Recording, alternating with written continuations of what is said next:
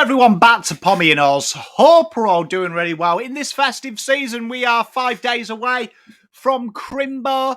Hopefully you're all excited. If you want to give me a Christmas present, you can become a member of the channel or give it to someone else. We will be doing a full coverage of the draft and members only content starting in January, really giving you bang for your buck. Helps the channel out as well because we put a lot of effort into the research and also the graphics. Welcome back. If you are new around here, make sure you hit that like and subscribe button. It really does help the channel out. And today we're continuing with our series of previewing and reviewing the postseason and leading in to 2024. And we're here with Hawthorn. And let's take a look at Hawthorn at the end of the year. Lockie Bramble, he was delisted. Tyler Brockman, he found his way to West Coast Eagles. Fergus Green and Emerson Jecker, they were delisted. Jacob Kajitsky, he went up to Richmond. Ned Long, Max Lynch, Josh Morris, Finn O'Hara were delisted and retired in Max Lynch's case. And Brandon Ryan found his way to the Lions. And it's quite interesting. They are the 17th oldest side in the league, second youngest, and the 16th most experienced, making them third least experienced side. And Hawthorn, to be honest, for me, need a little bit of praise in the aesthetic that they have done everything the right way. They have gone out, they have gone and actually done a rebuild. And for me, I do want to take a little bit of a time. I think it's a shame on the AFL, in my honest opinion, in the terms of that they haven't really benefited from doing this honestly. And that is a shame. It's North Melbourne, they have got their handouts. But Hawthorn, they jettisoned a list to do this. So I think they're doing it in the right way. I think it adds a bit of honesty to the AFL. And, you know, they've got a plan. And let's be honest, I think Sam Mitchell is a great football mind, but I also think he's a great coach in the making. He's done very well. This list looks primed and you can see what they're doing. There's a clear, concise plan. And that's one of the things that I look at when I'm doing my research. Some teams dip their toes in the rebuild river. Some of them just cannonball in. And they've cannonballed in. And you know what? It'll pay them dividends in the next couple of years. But let's have a look at who they brought in. They brought in Massimo D'Ambrosio from Essendon, the general defender. I really like this kid. I'm a big fan of D'Ambrosio. And you can see here the 16 games, 11.4 touches, 3.3 marks, 1.3 tackles, 174 metres gained. Never really got the opportunity, did he, up at Essendon? He never really got the chance up at Essendon. And Massimo, I think, has shown enough to be a really, really solid player. I really do like what Massimo does. And when I used to see him at the Western Jets, there is just something about him. He's an untapped talent. He's got very good ball use. He seems to know what he's doing. I do like he's got a little bit of energy and a bit of zip about him as well. And I do look at the Hawthorn list, and I feel like that's probably the thing that probably lacks. We know CJ does a really fantastic job there. You've got Sicily's incredible intercept and his ability to build from the back. I feel like the missing jigsaw piece is that. And I actually feel like Essendon will rue letting Massimo go. I'm a big fan of what he's about. And again, he's a second opportunity player. And I don't mean that in the terms of his delisted, but I feel like he's been underutilised by Essendon since him coming in the mid-season draft. A really solid footballer and one that I feel like will really benefit from learning from Blake Hardwick with the leadership of Sicily down the back. And he's got a little bit of talent, and I reckon he will play a decent amount of game time. Up next, Maribor Cho.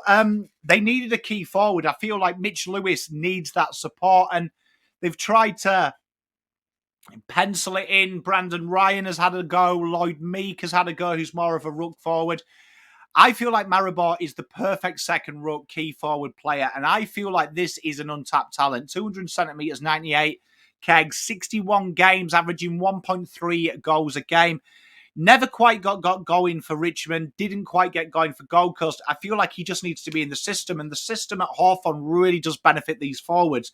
And I feel like he's going to really fly. I think he's one of them players that I look at and it's just untapped potential. And one thing that I have noticed from Sam Mitchell is he's getting a lot of potential. He's done well trying to find Warple back to where he was. you look at that midfield, John Newcombe has gone on leaps and bounds under Mitchell. I just feel like the way that the ball movement is, with very quick entries, Maribor is going to fly for Hawthorn. And I feel like this is a really safe pick as well. May have come as a little bit of an expense in the terms of salary, but they've got the salary cap to burn. And I think Cho here could be a real 35 plus a year key forward, which will complement Mitch and make Mitch Lewis's job easier. If Mitch Lewis can stay fit, I think he could be one of the best forwards in the league. He needs a foil. And I feel like Cho is experienced. He's been there. He's done it.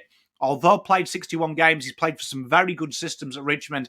He knows how a good two-forward system works. I feel like Cho might be the ace in the pack here, and I'm really looking forward to seeing what happens. Ginnivan came in from Collingwood, and I feel like this is an exceptional get. We're going to talk about Nick Watson, the wizard, who we talked about quite a lot in the draft and linked him to Hawthorn. I feel like suddenly their forward half of the ground is probably the most exciting in the league in the terms of smalls and their abilities. Ginny, for me, love him or hate him, he is a moments player. And if you are going to get better, you need the players that take moments. Yes, he's had some off-field issues, but who hasn't when they're young? I feel like it's very easy once you hit your 30s to just criticise everyone who's doing something that you did when you're in the 20s. I feel like Hawthorn have got a really good culture. I feel like they've got a great deal of respect. And I feel like there's a real big togetherness at Hawthorn. And I feel like he's going to be a star there. 42 games, 9.5 touches, 2.7 marks, 1.4 goals. Definitely slots in. He's going to learn off some players that they've brought back who we're going to talk about in a minute. In Gunston, Bruce. These guys are exceptional at what they do, particularly Bruce. And I feel like Bruce can really add to an already big array of tricks from Ginny. I think this is an absolute peach of a signing. I am really excited about Hawthorn's off-season. And I feel like Ginny is really that missing piece that they're missing. We know his goals a game. We know his bums on seats. Him and Nick Watson in that forward half of the ground with Bruce and Gunston is really exciting. And with the development of Mitch Lewis and Cho being a bigger target, I feel like they're going to cause some damage, particularly with the emphasis on quick entries inside 50, which we know Ginny feasts on. I think it's a really good get for them, and I feel like he's going to fly. Gunston returned after his year sabbatical in Brisbane, and Sam Mitchell mentioned that this was one that hurt when they lost him, and I feel like this experience in the forward half of the ground helps them. I feel like they were very snatchy at times. Also, his work up outside the 50 is incredible. I'm a big fan of Gunston, and I feel like that just that age and that responsibility. Spent time with Gunston when I've been up at Hawthorn before, and he's one of the nicest guys and the salt of the earth, and he passes on his intel. And I feel like 240 games coming back, 2 goals a game. This is the missing jigsaw piece without a shadow of a doubt. The development, the experience, the knowledge is going to be so integral. And I feel like Jack Gunston's going to be an absolute key acquisition for him, especially if you've got him there for 2 years. And also he's that extra kick in, which just means the entry is deeper, which also means it's easier to crumb and get goals. I feel like it's an absolute joy of an acquisition. And then they hit the draft, and Nick Watson came in. And Nick Watson, what can you say about this guy? Everyone has been focused on players like Dersma and players like that. I feel like Nick Watson, for me, was by far the standout if I was looking for a forward. This guy here it's generational talent. His ability on the deck, his goal sense, he's got the nickname Wizard, his ability to bring players in as well, but also his intensity and also the X factor. I don't think Hawthorn have had a player like this in Cyril Rioli. I know that that's huge raps to put on such a young kid, but when you see him for Eastern Rangers and particularly Vic Metro, this guy here just breaks games open. And I feel like this is perfect.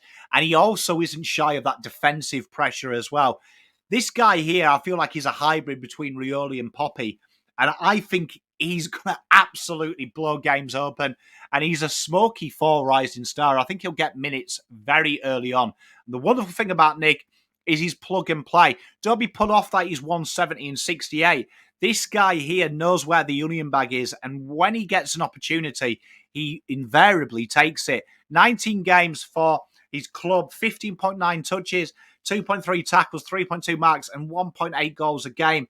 This guy is excitement personified. And Ginny and him, Bruce, Gunston, Lewis, and Cho, that is a top 8 forward line already, in my opinion.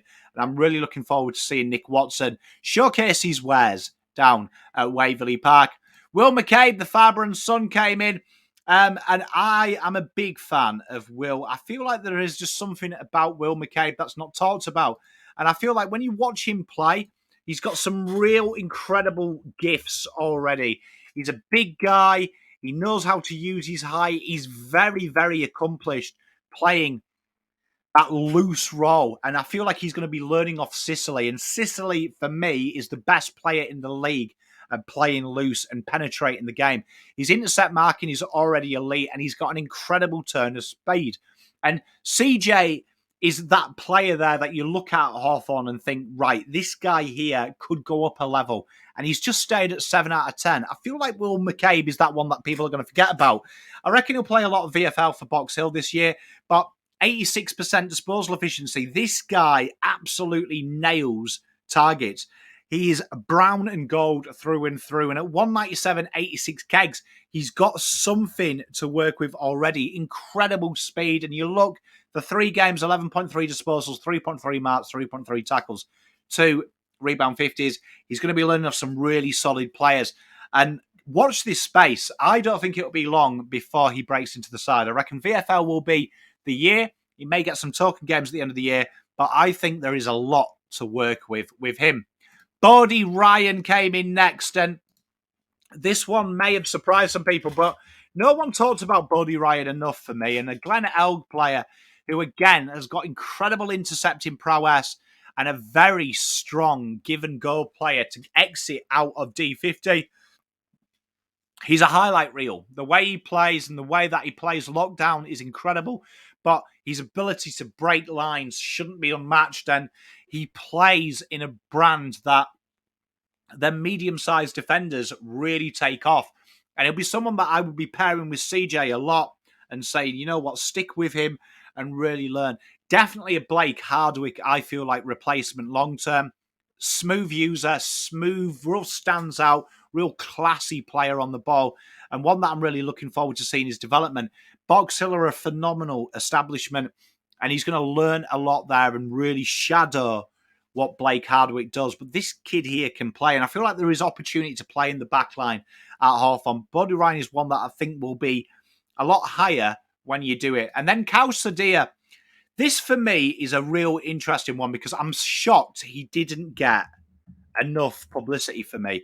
It's one of these players that I looked at in the draft and thought, maybe there's a smoky here this guy gets taken before they can match a bid, because key forwards were in a minority in this draft. And he comes from Sandy Dragons, so you know he is an absolute gem of a footballer. And he really stands out. He's the modern day key forward, and I feel like he's the perfect foil to Mitch Lewis long term. He's got incredible upside. This year has really been a strong development year, a real strong development year. He's really come on leaps and bounds, and his ability to play deep and then get up the ground shouldn't be understated. He's incredibly strong aerially, but also on the ground. And he's got a really sweet kicking action. 195 and 87 kegs. 1.4 goals up in the Metro this year. And if you look at his year as well, it's a real strong year. 15 games, 11.7 touches, 1.4 goals. Not shy of the tackle. Incredibly quick, really athletic, really mobile. Check him out at Box Hill because I think this could be literally an ace up the sleeve in long term. I'm a big fan of him.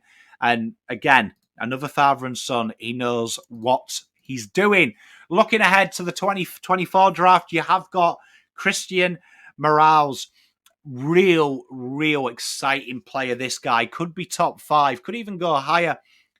Real incredibly balanced inside and out. Played the 16 games this year just gone. And you can see you've got your first rounder and you've also got the second rounder to use next year of Collingwood's. This kid here can play football. real play football. He's a real incredible talent who this year has really come on leaps and bounds for the Eastern Rangers and hasn't looked out of place playing as a bottom ager. It's interesting to note that the way this guy plays is real intense, he's real physical, and he's got some real nous with the ball in hand. I do see a hell of a lot, I've got to say, a hell of a lot of Sam Mitchell in him. The way that he dictates play, he can slot forward, but he's really selfless. He's incredible at reading the ball off the pack. He breaks through, and he's also got that ability to kick the goal on the run. But he's incredibly clean, and he's one of them players where time stands still for him. You look at this year, he really stood out for Team Selwood. If you watch that game where he played against Nick Natanui's side, kicked a goal there, a wonderful goal as well on the run. 16 games, 26.4 touches, 4.1 marks, 3.8 tackles, 0.6 goals. He's ready to play. He's an incredible footballer, and tell you what, you'll be very happy to have him. Looking ahead to next year then, real tough to do this one, but I think Sicily and Frost will be the key forward pairing. Take a look at James Blank, though, and don't discredit Will McCabe towards the end of the year, but I think this would be the dream scenario. Sam Frost does kick on. Hardwick, D'Ambrosio in the back pocket, CJ and Weddle half-back, some run there, some stun, some really exciting talent there. I think Karl Amon is really going to start breaking and getting a lot better as well. He was good last year. I think you'll see him go another level. Now he understands how the patterns work, particularly with the ball movement. And Connor McDonald, I feel like, has owned that other role. Jai Newcomb, smoky for the Brownlow, an incredible footballer as the centreman. Darcy Moore and Gunston at half forward, partnering Maribor Cho, Bruce Ginny and Mitch Lewis, making that forward line looking very tasty on paper. Ned Reeves, I suspect, will hold that ruck role with Will Day and Josh Ward. And then on the bench, we've got Nick Watson, the Wizard, Warpo, Cam McKenzie, and Jarman Impey. Look out, though, for a lot of players that are coming through. Bailey McDonald, I'm looking at. There's some real talent up at Hawthorn. And I suspect it's going to be another Cemention year, but I can see them jettison in 2025 and be a smoky for the finals in 2025. Even this year, depending on how their mid-season form goes. But that's Hawthorn. Let me know. I know a lot of you are Hawthorn fans in the Pominos crew. Much love, peace, love and light. Enjoy your Christmas. Pom out.